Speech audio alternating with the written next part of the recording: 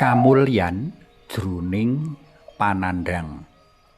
Panglimbang 5 menit dina Selasa Legi tanggal 19 Mei taun 2026. Kapetik saka Injil Yohanes bab 17 ayat 1 tekan ayat 11a. Entuk setuju, entuk ora. Salah sisi tokoh kang lagi moncer keri-keri iki yaiku Mas Nadiem Makarim. Mantan Menteri Pendidikan zaman Presiden Jokowi iki moncer ora amarga sugih mbrewu utawa antuk lotre triliunan akeh, ananging amarga katuntut pidana dening pangadilan kang menawa digunggung kepruk lawase 26 taun. Sawijining tuntutan kang jarine para praktisi hukum ora tinemu ngakal. Kejaba kang katuduhake jroning pangadilan kabeh ora kabukti.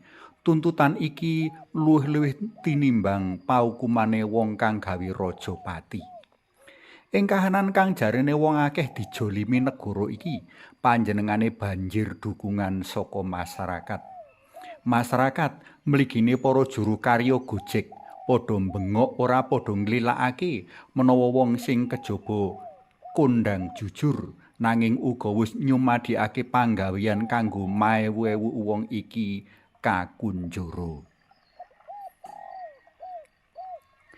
Prastawa saemper cecala 1000 taun kepungkur uga dumadi ing tlatah Yahudi.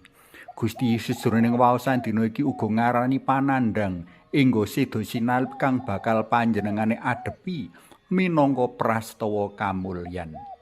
Panjenengane nyebut prastawa kamulyan jalaran kanthi kahanan kaya mengkono dadi nyata menawa panjenengane nandhang sangsara enggo seda sinalip marga nuhuni dawuh dalem Allah Hyang Rama nebus dosa manungsa. Marga karya panebusan mau, manungsa kang percaya lan tuhu ing dawuh panjenengane bakal luar saka sangsara langgeng sarta nampa kamulyan ing swarga bareng Allah Hyang Rama sarta para suci dalem. Rikala sugeng Gusti Yesus ora nindakake kadurakan lan kadurjanan kayata korupsi utawa merjaya liyan. Sewalike panjenengane malah tansah tumindak becik. Sing luwih dicawisake pangan, sing lara ditambani, kepara sing mati kauripake. Nanging amarga saka drengkine para panguwasa Yahudi, panjenengane kaukum pati kanthi sinalip. Para panggedhe lan panguwasa Yahudi padha lara ati jalaran dadi sasarane kritik panjenengane. Kudune wong dikritik lan dielikake tumindak alane amrih bali tumindak becik mono rak ngaturake panuwun. Nanging marga lara ati ora trima, wong-wong mau padha ngreka daya nyedani Gusti kanthi pawadan nyamah Allah. Para tresna pelem kinasih akeh prastawa-prastawa ngguyokake ing negeri Konoha iki.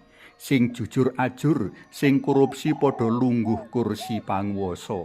Muga Yang Roh Suci nyadarake para pangembating praja kanggo tumindak selaras karsa dalem Gusti.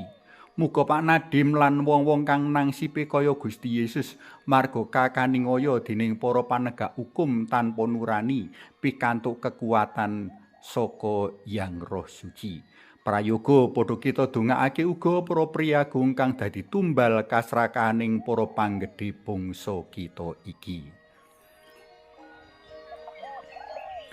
Suwawi sami munjuk kunjung asma dalem Yang Rama so Yang Putra tuwin Yang Roh Suci. Amin. Yang Roh Suci mugi rawuh madhangi manahipun para panggedhe bangsa kawula saengga saged nibakaken keputusan ingkang adil. Mugi rawuh Yang Roh Suci neguhaken sederek-sederek ingkang dados kurban kadurjananipun sesami. Mugi rawuh Yang Roh Suci madhangi manah lan pikiran kawula saengga dados penderek-penderek Gusti Yesus ingkang lurus, leres lan wicaksana. Mugi linurna Yang Rama Yang Putra tuwin Yang Roh Suci kados simula buka sakmenika sarta saklami-laminipun. Amin. Kunjung asma dalem Yang Rama so Yang Putra tuwin Yang Roh Suci. Amin.